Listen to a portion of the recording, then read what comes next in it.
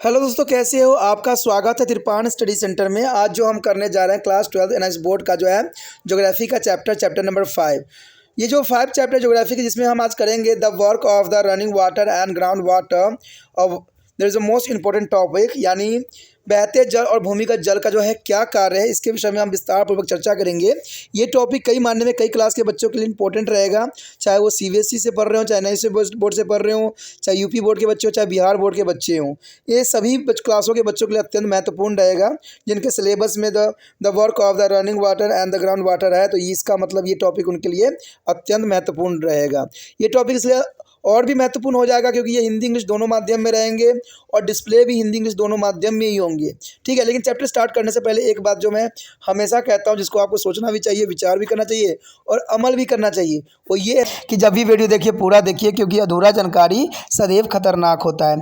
साथ में एक इंपॉर्टेंट बात ये भी रहता है, अगर आप पहली बार वीडियो देख रहे हो तो लाइक शेयर सब्सक्राइब करना मत भूलना, क्योंकि दोस्तों लाइक कीजिएगा तो बनाने वाले का मनोबल बढ़ता है, सब्सक्राइब कीजिएगा तो इससे ये होता है कि जब भी मैं कोई वीडियो डालूंगा उसका नोटिफिकेशन आपको समय रहते मिल जाएगा। और देखिए, शेयर का मतलब ये होता है कि आपके थ्रू ना जाने किन बच्चों को हेल्प मिल जाए, ये आप भी नहीं जानोगे, इसलिए जो है आप शेयर जरूर करो। ठीक है, व्हाट्सएप स्टेटस पे भी लगाओ। दोस्तों एनआईएस सेंटर जो है कई मानने में बहुत से बच्चों के लिए हेल्पफुल है, चाहे वो 8th क्लास हो, 9th 10th 11th 12th हो, चाहे वो एनआईएस बोर्ड के बच्चे हों, ठीक है, चाहे बीए एमए के बच्चे हो, सभी क्लासों के लिए कुछ ना कुछ जो है त्रिपाण सेंटर में उपलब्ध है। तो इसलिए आपके लिए ज़रूरी है कि आप सब्सक्राइब करके इसको चैनल को जो है सेव कर लो, नहीं तो बाद में अगर रिसर्च करोगे तो शायद आपको ये चैनल प्राप्त ना हो। तो इसलिए सोचना नहीं, विचार नहीं करना है, सब्सक्राइब करके जो है अपने पास सेव करना है। दोस्तों ये तो बात था आपके लिए, लेकिन अब देखते हैं हमारा आज टॉपिक क्या है। Most important chapter doing here, the work of the running water and the underground water. There is a most important chapter. The also important here the point arrive the three function of the rivers. What is the three function of the river here? There is a most important question. The running water is a river. In fact, the land is a three different bay, and this is known as the three function of a river. There is erosion, transportations, and depositions. Throughout its course, the rivers are display all the three activity to show extent. There is the most important here. Here is the most important erosion. There is the erosions here. The erosions occur when to the overland flow moves slow particles is a down slope. The weathering and erosions supply this rock material, which is the load of river, and this load act as the grading tool. It is thus the help in the cutting the bottom and sides of the river bed, resulting is a deepening and the weathings of the river channel. Both the cutting and removal of the rock is a deep varies by the river is called the river erosions. The work of river erosion is accomplished in a four different bays. All of this is operate together. These four bays are here. The first here is a corrosion and abrasion. The corrosions and abrasions are the most important way here, as the rock particle is a bounce, shark scraps, and the dogs as along to the bottom and sides of the river. They break off the additionally a rock fragment, and this form of erosion is called corrosions. This is the mechanical is the gradings of the rivers against the bank and the bed of the river. Corrosions take place in the two different ways, the lateral corrosions and vertically corrosions. There is a first here lateral corrosions, and this is a side way of erosion which is the buildings the river's valley. And second here vertically is corrosions, and this is the downward erosion which is a depend the river valley. There is a most important. And second here there is a corrosions and or solution. There is the most important here.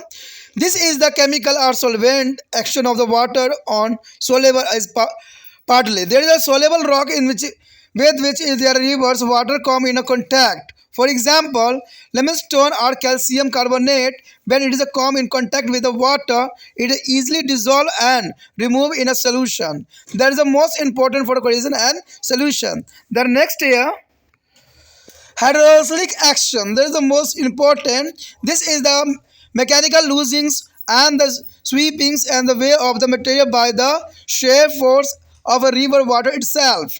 No load or materials is involved in this process. Some of the water flashes is against the river bank and enter into the crack and the crabs is this is a undermines the sharp rock with the which is come in a contact. It's a pick of the loose fragment from it is a bank and the bad and transport them away. The next stage is attriations. Attriations here, this is the wear and the tear of the transported material is a thin self when they rose and coiled with one to another. In the process, the cohesive is a boundaries and the broken down into the smaller piece. The angular is the edges and the smoothness and rounded to from a pebbles. The next stage is transportations. There is the most important river carry rock or particle from one place to another. This activity is known as the transportations of the load by a river. The load is transported in a four-way. There is a four-way is the most important here. The next stage is the traction. There is the most important here. The heavier and the larger rock fragment like a gravel, pebble, etc. are forced by the flow of river to the roll along its bed.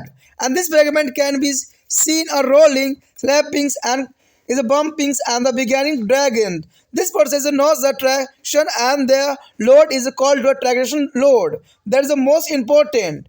And the next here saltation. Saltation is the sum of the fragment of the rock move along the bed of steam by the jumpings or bouncing is a continuously. This process is called saltation. That is the most important. The next stage is the suspension. The suspension is the most important here. The holding up and a small particle like a sand, salt and the mud by their water as the steams flow is called the suspension. That is the most important here. And the next also important is solution. Solution a part of the rock fragment are dissolved in the river water and the transported. There is the most important and also important their figure that is shown in this. In this diagram, the traction and saltation and suspension, there is the most important. Traction says they are dragging and pushing here, and the second is a saltation, and the show in this diagram, and the suspension is also important. That is important diagram shown in this. The next stage is deposition. Deposition is also important. When the steams come down from the hill to the plain area, it is slow become a gently. This reduces the energy of the stem. The decreased energy is hampers is the transportation. As a result, part of its load started settling down. This activity is known as the depositions. Depositions take place either due to the decrease in the slope or due to the fall in the volume or velocity of river water. Depositions take place usually in a plain and the low-lying area. When the river join as a lake or sea, the ball of its load of deposited. यहाँ पर जो हम अत्यंत महत्वपूर्ण chapter कर रहे हैं बहते जल और भूमिगत जल के कार्य, देखिए ये कई मानने में इम्पोर्टेंट चैप्टर और इसी के साथ जो हमारा सबसे इम्पोर्टेंट यहाँ पर टॉपिक आया है नदी के तीन कार्य। साधारण शब्दों में जाना जाए तो नदी के तीन कार्य सभी बच्चों को मालूम होता है, लेकिन यहाँ पर नदियों के तीन कार्य किस रूप में हैं ये जानना बहुत ही रोचक रहेगा, क्योंकि नदियों के क्या कार्य हैं इसे समझने से ही आपको पता लगेगा। प्रवाहित जल या नदी किसी भी क्षेत्र या विशेष के तीन तरह के प्रभावित करते हैं। इन्हें नदी के तीन कार्य के रूप में जाना जाता है। ये कार्य सदैव जो होती है अपर्दन होती है, परिवहन होता है और तीसरा कार्य जो होता है निक्षेपण का होता है। तो ये अपर्दन जो है काफ़ी इंपॉर्टेंट रहता है और निक्षेपण भी काफ़ी इंपॉर्टेंट में से माना गया है। कहते नदी के पूरे मार्ग में तीन कार्य चलते ही रहते हैं और नदी अब सदैव ये तीन कार्य करता ही रहता है। अगर बात सबसे पहले हम करें अपर्दन की तो कहते हैं अपर्दन जो होता है नदी का जल अपने मार्ग में आने वाले शैल पदार्थों के नीचे की ओर ले जाता है। जितने भी शैल होते हैं, जितने भी चट्टानें होते हैं, इसको नदी जो है नीचे की तरफ ले जाता है और नदी के मार्ग में ये शैल पदार्थ जो है अपक्षय और अपर्दन की क्रियाओं के द्वारा आते हैं। यानी पदार्थों के शैल के जो है अपक्षय और अपर्दन की क्रियाओं के द्वारा ये सब आते हैं और इन शैल पदार्थों के नदी का जो है भार कहा जाता है। यानी इसे नदी के भार के रूप में जाना जाता है और यह भार घर्षण के एक औजार के रूप में काम करता है और इस प्रकार यह नदी के तल और इसके किनारों को काटने में काफ़ी सहायता भी करता है।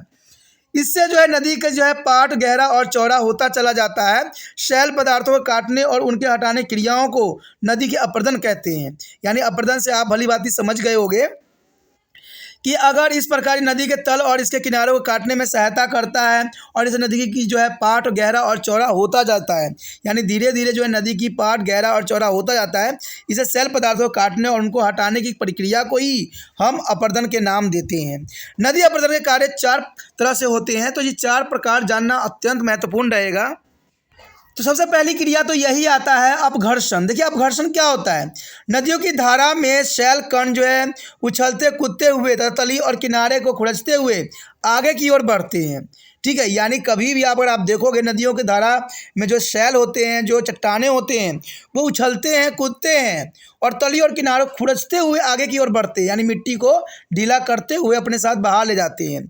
इस प्रक्रिया में जो है शैल खंडों को जो है तोड़ते चले जाते हैं, जो शैल खंड होते हैं वो टूटते चले जाते हैं और अपरदन के इस रूप को जो है अपघर्षण कहते हैं। नदी के जो है भार द्वारा तल और किनारों के घर्षण की यह भौतिक प्रक्रिया होती है। अपघर्षण 2 तरीके से होते हैं। पहला तो होता है पार्श्विक अपघर्षण। इस क्रिया द्वारा नदी के दोनों किनारों का अपरदन होता रहता है। इससे नदी घाटी चौड़ी होती चली जाती है। आपने देखा भी होगा, अगर नदी जो है सिंपल है तो धीरे धीरे वो चौड़ी होती चली जाती है। उसके बाद ऊर्ध्वाधर है अपघर्षण। इस क्रिया में नदी तल का जो अपरदन होता है और नदी घाट की गहरी होती चली जाती है, यानी इसकी गहराई जो है धीरे धीरे बढ़ता ही चला जाता है। उसके पश्चात हमारे समक्ष है क्षय या विलयन। देखिए क्षय और विलयन क्या है, यह नदी के जल के संपर्क में आने वाले घुलनशील या कुछ कम घुलनशील सैलों पर जल की रासायनिक का घुलने वाली प्रक्रिया के रूप में देखा जा सकता है। यानी आपने देखा भी होगा कि कई जगहों पर नदियों में जो है घुलनशील या कुछ कम घुलनशील सैल पर जल की रासायनिक या घुलने वाली प्रक्रिया का भी प्रभाव होता है। उदाहरण के लिए जब हम कैल्शियम कार्बोनेट से बना चूने का जो है पत्थर जल के संपर्क में आता है तो यह जो है शीघ्र ही घुल जाता है और नदी से बहाकर ले जाती है। तो ये कितना इंपॉर्टेंट बात आ गया कैल्शियम कार्बोनेट। अगर कैल्शियम कार्बोनेट की अगर बात करें तो आपको जनरली आपको पता ही होगा कि ये घरों में जो है चूना करने के लिए काम आता है और ये जो होता है बड़े बड़े पत्थरों के रूप में होता है, शैलों के रूप में होता है। और ये शैल जो होते हैं जब पानी के संपर्क में आते हैं तो बिल्कुल ये मिट्टी के रूप में कन्वर्ट हो जाते हैं और ये बह जाते हैं। तो इस तरह से जो है रासायनिक प्रक्रिया के रूप में क्षय का जो है होना एक संभाविक बात बताई गई है। उसके पश्चात हमारे समक्ष जल की भौतिक शक्ति द्वारा। देखिए इस प्रक्रिया द्वारा नदी अपनी जो है भौतिक शक्ति से शैलों के ढीला करता रहता है, यानी कुछ भौतिक शक्तियाँ होता है जिसकी वजह से जो है शैलों को वो ढीला करते रहते हैं, यानी चट्टानों को ढीला करते रहते हैं और फिर उन्हें जो है लुढ़काता हुआ बहाकर ले जाता है।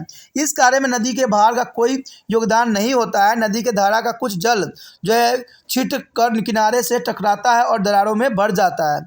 इससे मुलायम शैल टूट जाते हैं और इन मुलायम जो है और ढीले कणों का एकत्र करके नदी जल अपने साथ बहा ले जाती है। तो ये जर्नली सी बात है। अगर आप देखोगे कहीं अगर नदी के बहाव चलता रहता है तो वो नदी का बहाव जो है पानी के छिड़के भी छिड़कते हैं, यानी थोड़े थोड़े टाइट भी बनते हैं, जिसकी वजह से जो है पानी किनारे पर पड़े हुए पत्थरों पर पड़ते हैं और जो पत्थर थोड़ा ढीला होता है उसमें पानी पड़ता है और इसको और मुलायम कर देता है और यही कारण होता है कि वो टूट कर जो है आगे की तरफ नदियों में बहने लग जाता है। तो इस प्रकार जो है जल की भौतिक शक्ति का प्रयोग करके भी इसका जो है अपरदन किया जा सकता है।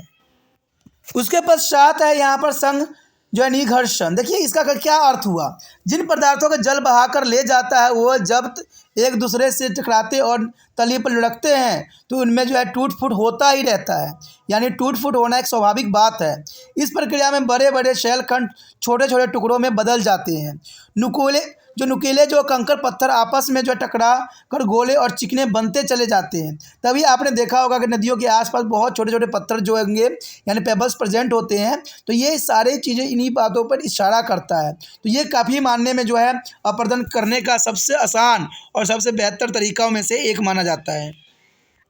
उसके पश्चात है परिवहन। देखिए परिवहन का क्या अर्थ है, कहते हैं नदी शैल पदार्थों के एक स्थान से दूसरे स्थान पर बहाकर ले जाता है और इस प्रक्रिया को नदी द्वारा भार वहन कहा जाता है और यह भार 4 प्रकार से ढोया जाता है। देखते हैं 4 प्रकार कौन कौन से हैं। पहला जो हमारा है कर्षण। देखिए कर्षण क्या होती है, कर्षण द्वारा बड़े तथा भारी शैल पदार्थ जैसे रोड़े कंकड़ पत्थर आदि नदी के जल के बहाव के साथ लुढ़कते रहते हैं।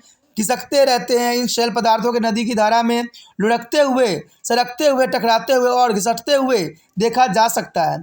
और इस प्रक्रिया को जो है कर्षण तथा इस भार को जो है कर्षण भार कहते हैं। तो ये बहुत ही साधारण बात है कि रोड़े कंकड़ पत्थर जो है पानी के साथ ले जाते हैं तो लुढ़केंगे, घिसेंगे और इस तरह जो है कर्षण द्वारा ये अपना कार्य संपन्न करेंगे।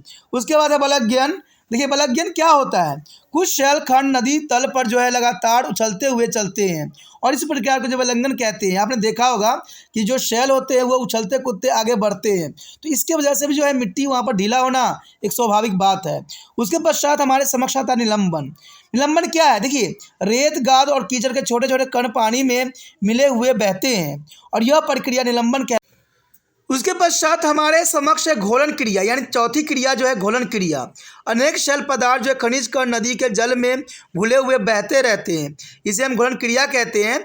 अगर इन बातों को अगर हम देखना चाहें तो एक डायग्राम है जिसको आप देख के समझ सकते हो कि ये चारों प्रक्रिया किस प्रकार होती है। देखिए यहाँ पर जो ये प्रक्रिया दिखाया गया है आप देख सकते हो कि कर्षण में देखिए कैसे लुढ़कते हुए, घिसकते हुए, सरकते हुए पत्थर जो है नदियों में बह रहे हैं। दूसरे में वल्गलन में देखिए ये भी जो है बहुत काफ़ी बता रहा है और निलंबन में जो है देखिए उछलते कूदते हुए जो है शैल पदार्थ दिख रहे होंगे। तो ये डायग्राम भी कई मायने में इम्पोर्टेंट बता रहा है जिसके कारण जो है अपरदन संभव होता है। अगला टॉपिक जो हमारा अत्यंत महत्वपूर्ण है निक्षेपण। देखिए निक्षेपण क्या है, जब नदी पहाड़ों से निकलकर मैदानी भाग में आती है तो इसका ढाल जो है मध्य हो जाता है और इसे नदी में भार ढोने की शक्ति कम हो जाती है और नदी की शक्ति कम होने से परिवहन में बाधा पड़ती रहती है, यानी परिवहन में बाधा होगी क्योंकि इसकी गति जो होगी धीमी पड़ जाएगी। परिणाम स्वरूप इसके भार का कुछ अंश निक्षेपित होने लगता है और इस प्रक्रिया को जो है निक्षेपण हम कहते हैं। निक्षेपण क्रिया नदी के ढाल मध्य होने से या धारा का वेग कम होने से या जल की मात्रा घटने से होती है। निक्षेपण क्रिया सामान्यतः मैदान में या नीचे क्षेत्रों में होती है।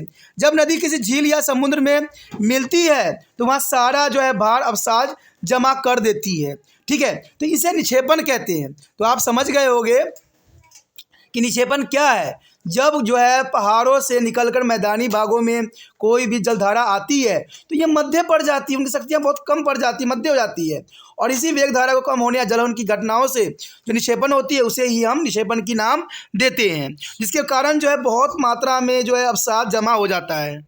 इसी के साथ जो है दोस्तों हमारा टॉपिक आज खत्म हो रहा है, ठीक है। अगर आपको अच्छा लगा तो लाइक शेयर सब्सक्राइब जरूर कीजिए। अगर पहली बार अगर आप वीडियो देख रहे हो, पहली बार मेरे चैनल पे आए हो तो सब्सक्राइब करना आपका फ़र्ज़ बन जाता है। सब्सक्राइब करने से ये होगा कि जो भी मैं आप क्लास के रिगार्डिंग कोई भी वीडियो डालूंगा उसका नोटिफिकेशन जो है समय समय पर आपको प्राप्त होता रहेगा। अगर सब्सक्राइब नहीं कीजिएगा, अगर आप दोबारा से तिरपान स्टडी सेंटर पर आने की कोशिश कीजिएगा तो वहाँ पर आप तिरपान लिखिएगा तो जो है वो तिरपस कर देगा, ठीक है। जो आप गूगल पर सर्च करेंगे वो तिरपस कर देगा, जिससे वजह से आप जो है मेरे वीडियो का जो है फ़ायदा नहीं उठा पाओगे। तो सोचिए मत, विचार मत कीजिए, सब्सक्राइब कीजिए। आप सोचते होइएगा कि मेरे जो एग्ज़ाम खत्म हो जाने के मेरा क्या ज़रूरत है तिरपान स्टडी सेंटर से, ठीक है, तो इसलिए सब्सक्राइब नहीं करने का सोचिएगा। लेकिन दोस्तों ऐसा नहीं है, तिरपान स्टडी सेंटर जो है बहुत हेल्पफुल है। क्योंकि ये जो है आपके 8th class 9th 10th 11th 12th जो आर्ट्स के सब्जेक्ट को कवर करता ही है, प्लस जो है ये NIC बोर्ड के जो है 10th +2 को भी कवर करता है। साथ में BA जो है फर्स्ट ईयर से लेकर 6 सेमेस्टर तक बच्चों के लिए ये अग्रसर रहेगा आर्ट्स सब्जेक्ट में। तो सोचिए नहीं, विचार नहीं कीजिए, काफ़ी जो है तिरपान स्टडी सेंटर का फ़ायदा ही फ़ायदा है, ठीक है। अगर आप मुझे प्रोत्साहित करोगे तो आपके लिए मैं तरह तरह के वीडियो बनाऊँगा जो आपको फ़ायदा पहुँचाएगा। एग्ज़ाम के तौर पर मैं आपको जो है पेपर भी आपको सोल्यूशन करके दिखाऊंगा जो आपके लिए फ़ायदेमंद रहेगा।